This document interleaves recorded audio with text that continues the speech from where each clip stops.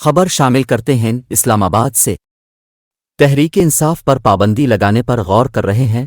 وزیر دفاع خواجہ آصف کا کہنا ہے کہ 9 مئی واقعات کے بعد تحریک انصاف پر پابندی لگانے پر غور کیا جانے لگا۔ اسلام آباد میں میڈیا سے گفتگو کرتے ہوئے کہا کہ 9 مئی کو فوجی تنصیبات پر ہونے والے حملوں سے لے کر اب تک شواہد مل رہے ہیں کہ تحریک انصاف نے باقاعدہ پلاننگ کے ساتھ حملے کی۔ انہوں نے کہا کہ تحریک انصاف پر پابندی لگانے کا جائزہ لیا جا رہا ہے۔ پی ٹی آئی نے عسکری و سرکاری تنصیبات پر حملہ عمران خان کا آخری حربہ تھا، اس کے گناؤنے عزائم تھے جو دشمن کے ہو سکتے ہیں۔ عمران خان نے فوج کو اپنا حریف سمجھ لیا ہے۔